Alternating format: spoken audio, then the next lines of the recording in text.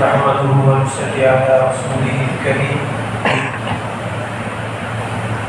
أما بعد فأعوذ بالله من الشيطان الرجيم بسم الله الرحمن الرحيم وذكر فإن الذكرى تنفع المؤمنين صدق الله العظيم. قال النبي صلى الله عليه وسلم المعتكف هو يعتكف الذنوب أو كما قال عليه الصلاة والسلام. محترم بزرگوں، عزیز دوستوں،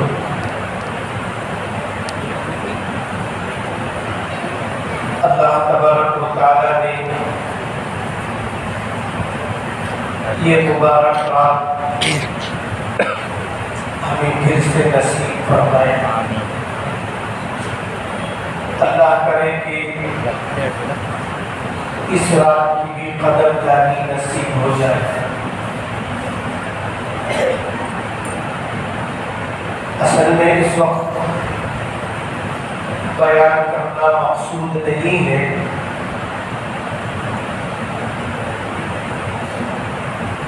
لیکن جب اعتکاف والے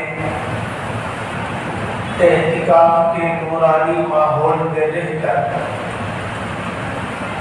جب اپنے گھروں کو جا رہے ہیں تو اپنی زندگی کو بھی نورانی بنا کر جائے. تمہارے اعتکاف کا بیٹھنا امت کے اور لوگوں کے لیے ایک عبرت اور سبق بن جائے کہ میرے شوہر، میرا بیٹا، میرا بھائی، میرے باپ اعتکاف میں بیٹھے تھے، لیکن اعتکاف سے اٹھ کر آنے کے بعد ان کی زندگی کے اندر ہم تبدیلی دیکھتے ہیں. جس طرح تم یہاں اور ساتھیوں کے ساتھ بھائی بھائی بن کر رہے، محبت کے ساتھ رہے،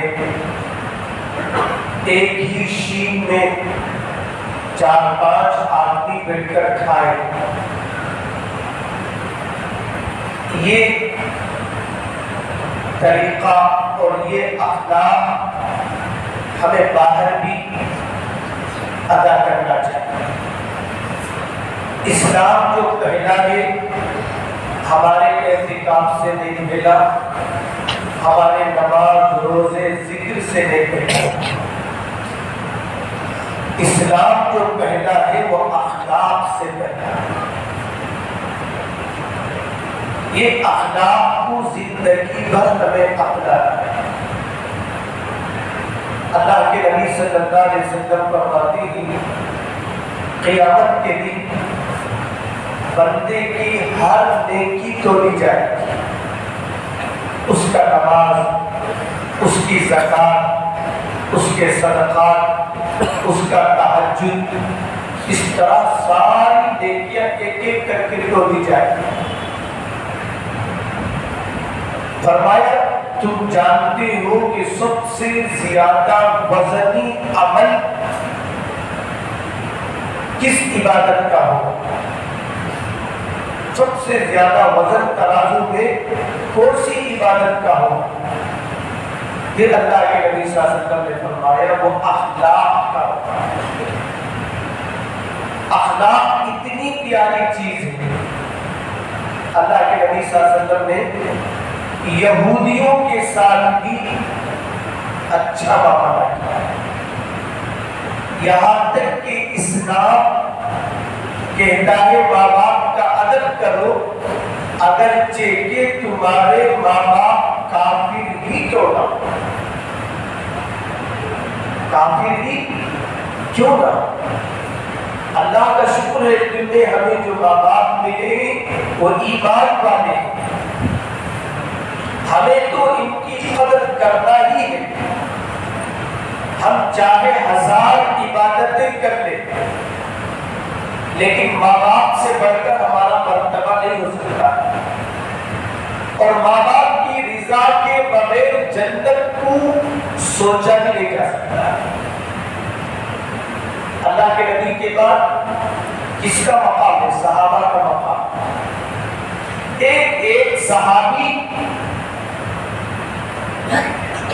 جنتی ہے اور صحابہ کو اللہ کے نبی نے ستارے سے تعبیر فرمایا، خود بھی چمکتے ہیں، امت کو بھی روشنی دیتے ہیں۔ وہ صحابہ سے فرمایا تم اپنے ماں باپ کو افتی نہ کرو۔ ایک صحابی رضی اللہ عنہ موت کے قریب پہنچ چکے تھے، صحابہ پہنچے، ان کو کلمے کی تلقین کیے لیکن کلمہ زبان سے نہیں نکل رہا۔ اللہ حفاظت کرا، پریشان ہوئے، اتنے بڑے صحابی اور کلمہ زبان سے نہیں نکل رہا۔ اللہ کے نبی صلی اللہ علیہ وسلم کو اطلاع دی گئی، آپ صلی اللہ علیہ وسلم تشریف لائے، آپ کی خواہش کی میرے ہر امتی کا خاتمہ کلمے پر ہو، ایمان پر ہو۔ یہی وجہ ہے اللہ کے نبی صلی اللہ علیہ وسلم اپنے چچا ابو طالب کے آخری وقت تنہائی میں کہے، چچا جان ایک مرتبہ میری کان میں کلمہ کہہ دو، پھر قیامت کے دن میں تمہیں سفارش کروں۔ اللہ کے نبی صلی اللہ علیہ وسلم صحابی کے پاس تشریف لے گئے، آپ صلی اللہ علیہ وسلم کو اللہ نے معلوم کرایا کہ یہ ایک گناہ میں مبتلا ہے، ایسا گناہ جس کو انہوں نے گناہ نہیں سمجھا ہے۔ بعض وقت ہوتا ہم لوگ صرف گناہ نہیں سمجھتا، گناہ جان کر نہیں انجانے میں گناہ ہو جاتا ہے۔ اب اللہ کے نبی صلی اللہ علیہ وسلم نے فوراً پوچھا کہ ان کے ماں باپ میں سے کون زندہ ہے؟ فرمایا اللہ کے نبی صلی اللہ علیہ وسلم باپ کا تو انتقال ہو چکا، ماں زندہ ہے۔ تو فرمایا ماں کو بلاؤ۔ اللہ کے نبی صلی اللہ علیہ وسلم کے پاس آئی تو حضور صلی اللہ علیہ وسلم نے پوچھا تمہارا بچہ کیسا؟ گھر والے بہتر جانتے ہیں، گھر والوں ہمیں باہر صوفی بن کے گھر میں بدماش ہے تو لوگ مدد کرا جہاں جب کس کے تعریف کرے حضرت کرے، گھر والوں کو معلوم انہیں کیسا رہتا۔ اللہ کے نبی صلی اللہ علیہ وسلم بھی پوچھے، باہر تو ان کے بڑے اچھے اخلاق ہیں، گھر میں کیا سلوک؟ فرمایا اللہ کے نبی صلی اللہ علیہ وسلم بہت دیکھے، نمازوں کا، روزوں کا، سب کا پابند ہے، لیکن ایک اس کے عمل سے مجھے تکلیف ہے، کیا؟ بیوی کے سامنے میری عزت نہیں کرتا، بیوی کے سامنے میری عزت نہیں کرتا، بیوی کے سامنے مجھے بلند آواز سے بات کرتا، ماں باپ کے سامنے بلند آواز سے بات کرنا گناہ ہے، بے ادبی ہے۔ ہمیں جو چاہے ماں باپ کو آواز دینا، صحابہ ڈرتے تھے ماں باپ کے سامنے بلند آواز سے بات کرنے سے۔ تو ماں باپ کے سامنے دھیمی آواز سے بات کرنا۔ اب اللہ کے نبی صلی اللہ علیہ وسلم پہچان گئے، کہا کہ تم معاف کر دو، ان کا آخری وقت ہے۔ صحابی کا نام علقمہ ہے، علقمہ کا آخری وقت ہے۔ اللہ کے نبی صلی اللہ علیہ وسلم سے کہا میں اسے معاف نہیں کرتا، کیسے معاف نہیں کرتا؟ اللہ کے نبی صلی اللہ علیہ وسلم نے حضرت سہیل، حضرت بلال، حضرت یاسر جو صحابہ اس وقت وہاں موجود تھے ان سے کہا کہ سوکھی لکڑیاں جمع کرو۔ کیا فرمایا؟ سوکھی لکڑیاں جمع کرو۔ جب جمع کر دی گئی تو فرمایا ان لکڑیوں کو آگ لگا۔ صحابہ نے آگ لگائی، جب آگ پوری طرح بھڑکنے لگی تو اللہ کے نبی صلی اللہ علیہ وسلم نے فرمایا صحابہ سے علقمہ کو اٹھا کر اس آگ میں ڈال. ماں کہنے لگی اللہ کے نبی صلی اللہ علیہ وسلم کیا میرے ہوتے ہوئے میرے بچے کو آگ میں ڈالتے ہیں؟ تو اللہ کے نبی صلی اللہ علیہ وسلم نے فرمایا اس آگ کی کوئی حیثیت نہیں، اللہ علقمہ کو جہنم کی آگ میں ڈالے. جہنم کی آگ ایسی ہے بعض اوقات وہ جوش اور جذبے میں آتی ہے تو جہنم اس کی گرمی سے پناہ مانگتا ہے. بہرحال اللہ کے نبی صلی اللہ علیہ وسلم نے کہا ابھی ہے معاف کر دو، ورنہ اس کے لیے جہنم کی آگ. علقمہ رضی اللہ عنہ کی والدہ نے معاف کیا، زبان سے کلمہ جاری. اخلاق اصل ہے، کسی کا دل خوش کرو گے زبانی دعا کی ضرورت نہیں، دل سے لوگ دعا دیں. آج ہمیں کیا کرتے ہیں؟ ماں باپ کی بے ادبی کر کو دے بزرگ کا دعا کرو، پھر ہمیشہ روتا. ان کے سامنے جو عاجزی کرتا وہ ماں باپ کے سامنے عاجزی کرتے. ان کی دعا میں کوئی شک نہیں، ممکن ہے بزرگ کی دعا میں شک، کیونکہ ہم نے ان کے ظاہر کو دیکھا ہے، گھر کے حال کو نہیں دیکھا، ان کے باطن کو نہیں دیکھا. تو ماں باپ دیے ہیں تو ماں باپ کی قدر کرو، بیوی ہے بیوی کی قدر کرو، اسے علم دین پڑھاؤ، مسئلہ بتاؤ، اس کے بعد نخروں کو برداشت کرو. اخلاق ہے. تمہارا یہ جانا گھر والوں کے لیے رحمت کا سبب بنے، زحمت کا سبب بنے. جاتے وقت بیٹھ کر کابو گیا سو میں اب تک کپا حسن پڑا ہو، ایسا نہیں. میں تو کل بھی بیان میں کہا تھا اللہ کے نبی صلی اللہ علیہ وسلم کبھی بھی ازواج مطہرات کو کام کا حکم نہیں دیتے تھے، کام کا حکم نہیں دیتے تھے اور ان پر فرض بھی نہیں کرتا. بولو کیا تم جب تجھے چاہ انہیں پھر بنا تو دے رہا کیا؟ کون سی کتاب میں لکھو ہے؟ جب چاہے تمہیں یہ بتا تو بتانا کون سی کتاب میں لکھو ہے؟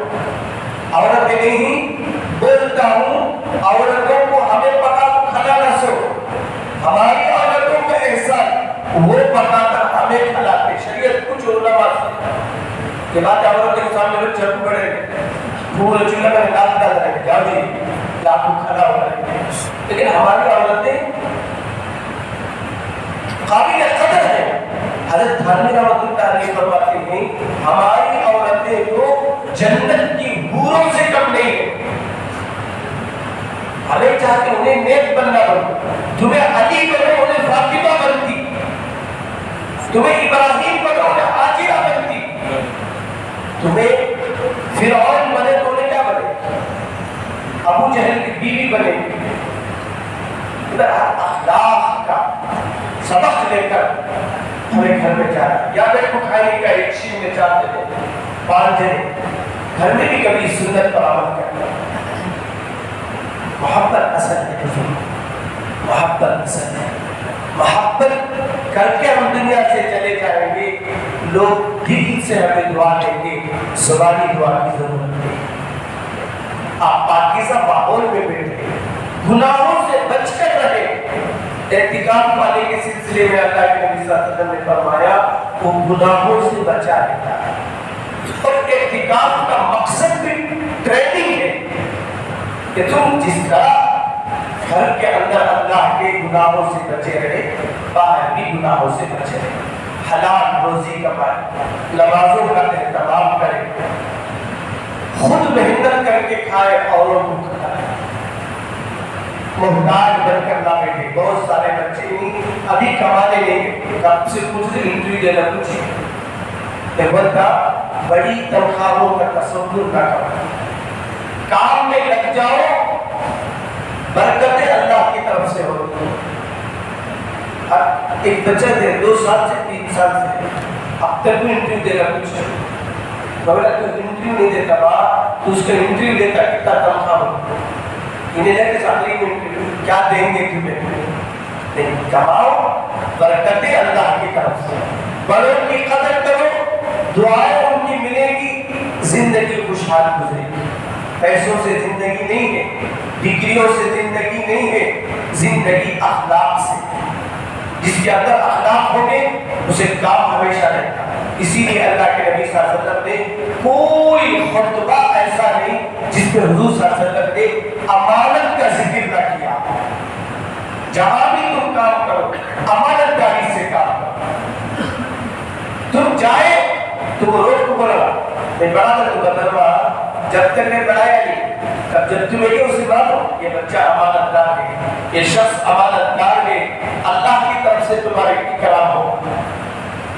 تو ایک صحیح مسلمان بن کر، اللہ کے رسول کا سچا امتی بن کر ہمیں مسجد سے باہر نکلنا ہے۔ خاندان والوں کے ساتھ پیار سے محبت سے پیش آئے، ان کے دکھ میں درد میں، کوئی بیمار ہے اللہ دولت دیا ہے تو خرچ کرو، نہیں دیا ہے تو رہبری کرو۔ یہ بھی نہیں ہو سکتا ہے کم سے کم ان کو تسلی کے بول تو بولو۔ اللہ کے نبی صلی اللہ علیہ وسلم بولتے ایک آدمی میت کے گھر میں جاؤ، میت کے گھر والوں کو تسلی دے گا، اس پر کیا انعام؟ اللہ کے نبی صلی اللہ علیہ وسلم نے فرمایا اس کے لیے جنت کا لباس پہنایا جائے، جنت کا لباس پہنایا جائے۔ تو کیا مطلب؟ ہر ایک کے ساتھ دکھ میں، درد میں، خوشی میں، غم میں شیر و شکر ہو جاؤ، لڑائی جھگڑے نفرت اپنے دلوں میں لے کر اگر ہم باہر نکلیں گے ہمارا اعتکاف بھی فائدہ ہے، ہمارا اعتکاف بھی فائدہ نہیں ہے۔ تو اللہ کے نبی صلی اللہ علیہ وسلم کے اخلاق کو لے کر انشاءاللہ یہاں سے جانا ہے۔ جس طرح آپ نے تکبیر اولیٰ کے ساتھ نماز کا اہتمام کیا، اس کے بعد بھی تکبیر اولیٰ کے ساتھ نماز کا اہتمام کیا۔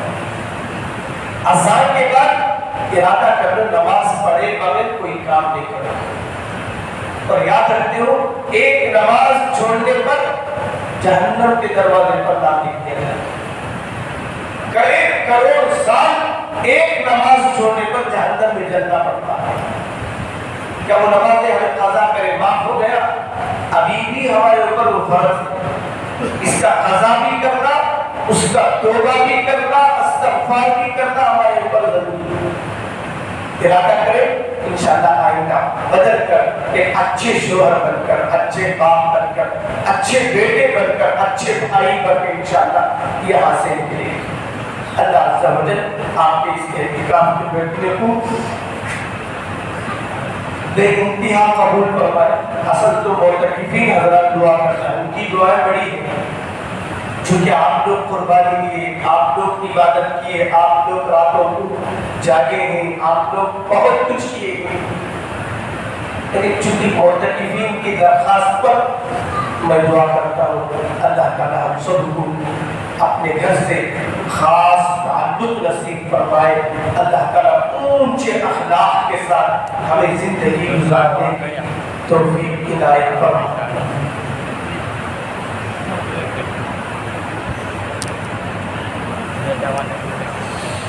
یا ربی لک الحمد کما ینبغی لجلال وجهک وعظیم سلطانک۔ اللهم صل علی سیدنا مولانا محمد وعلی آل سیدنا مولانا محمد وبارک وسلم۔ ربنا آتنا فی الدنیا حسنۃ وفی الآخرۃ حسنۃ وقنا عذاب النار۔ اللهم انا نسألك رضاك والجنة ونعوذ بك من غضبك والنار یا ارحم الراحمین و یا اکرم الاکرمین۔ اے اللہ ہم سب کے گناہوں کو معاف فرما، سارے عالم کے مسلمانوں کے گناہوں کو معاف فرما۔ اے اللہ آج کی رات بڑی مبارک رات ہے، اس میں تیرے بندوں کو تیرے ہاتھ سے انعامات دیے جاتے ہیں۔ مولا اپنے کرم سے ہمیں بھی انعامات کا مستحق بنا دے۔ اے اللہ انعام لینے والوں میں ہمیں بھی شامل فرما دے۔ اے اللہ تیرے پاس کسی چیز کی کمی نہیں ہے، اگر ہمیں انعام مل جائے گا تو مولا کریم ہماری اے اللہ بخشش ہو جائے گی، مولا کریم تیرے خزانے میں کوئی کمی نہیں ہوگی۔ اے اللہ ہمیں بھی انعام عطا فرما دے۔ اے اللہ جو تیرے بندوں کو عطا کیا جاتا ہے، اے اللہ رمضان پر جتنی عبادتیں ہم نے کی مولا ان تمام عبادتوں کو قبول فرما۔ اے اللہ معتکف حضرات نے جو اہتمام کے ساتھ عبادتوں کی ہیں مولا ان کی عبادتوں کو خاص طور پر قبول فرما۔ انہوں نے بہت سارے قرآن پاک ختم کیے ہیں، اے اللہ ان کے پڑھنے کو قبول فرما، اس سے ہر حرف پر مولا انہیں بہتر سے بہتر بدلہ نصیب فرما۔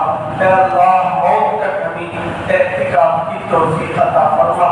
اے اللہ نے کام کرنے والے صفات ہمارے اندر پیدا فرما، برائی سے جس طرح ہم اعتکاف میں رمضان میں بچے رہے مولا موت تک بچے رہنے کی توفیق عطا فرما۔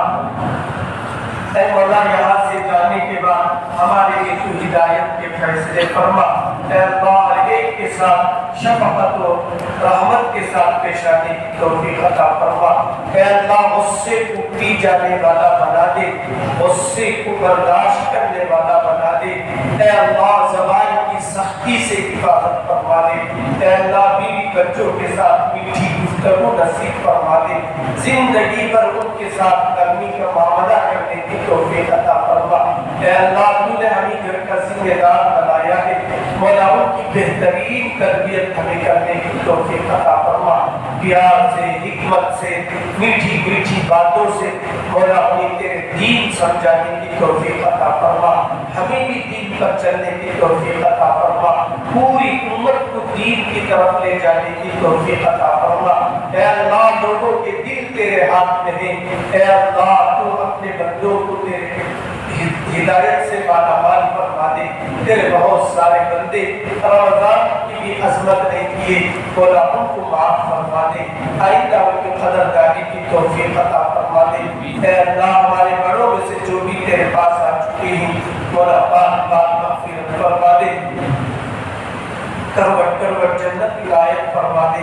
مولا کریم یہ مغفرت والا دن اور رات ہے مولا، آج تیرے طرف نبی نے فرمایا دعائیں قبول ہوتی ہیں، جو مانگو دی جاتی ہیں۔